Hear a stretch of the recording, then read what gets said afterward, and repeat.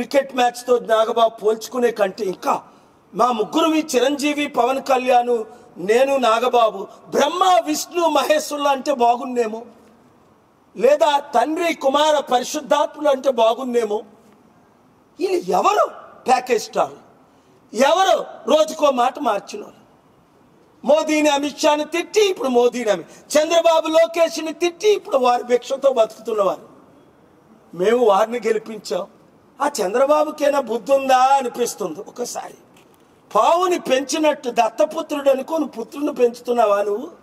లేదా పామునే దత్తత చేసుకొని పెంచుతున్నావా? ఇప్పుడు నిన్ను మింగే స్థాయికి వెళ్ళిపోయాడా లేదా? చంద్రబాబు గారు ఒకసారి కలవండి నన్ను. ఆ జగన్ కలవలేదు. ఇప్పుడైనా సరే జగన్మోహన్ రెడ్డి నన్ను కలిస్తే, ఒక్కసారి ఓపెన్గా కలిస్తే 7 రోజుల్లో రెడ్ బుక్ని క్లోజ్ చేస్తా, నా ప్రేయర్ బుక్ని ఓపెన్ చేస్తా. మరలా ఒక్క వైసీపీ నాయకుడిని అరెస్ట్ చేయకుండా స్పిరిచువల్గా, లీగల్గా, పొలిటికల్గా, స్ట్రాటజిక్గా ప్లాన్ చేసి 7 రోజుల్లో జగన్మోహన్ రెడ్డి గారు నన్ను కలిసిన 7 రోజుల్లో రుజువు చేస్తా. ఒక్క పోలీసు, ఒక్క వైసీపీని అరెస్ట్ చేయలేరు. లేదా ఆ రెడ్ బుక్లో ఉన్న వాళ్ళందరూ పోతారు. నేను మీతో ఉండగా అన్నాను లోకేష్ని. మీరు నాతో లేరు కదా జగన్మోహన్ రెడ్డి గారు, నన్ను మీరు కలవరు కదా, నాతో మీరు మాట్లాడరు కదా. నేను ప్రేమిస్తుంటే ఎప్పుడు దాకా మిమ్మల్ని మింగేసిన దాకా.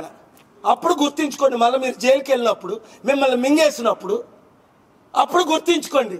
డాక్టర్ కేఏ పాల్ మీ తండ్రి గారు, మీ తాతగారు ఎందుకు కలిసేవారు? పొరపాటు చేశారు, క్షమించేశాం. పాత మర్చిపోదాం, కలుద్దాం, ఫైట్ చేద్దాం. అందరం కలిసి చంద్రబాబు నాయుడు గారు కలవండి. రాష్ట్రాన్ని, పాలిటిక్స్ ఒక సంవత్సరం పక్కన పెట్టేద్దాం.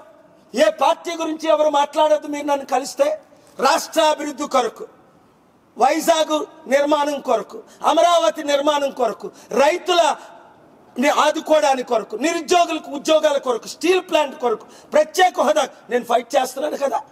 మీ తరపుని, ప్రజల తరపుని రండి.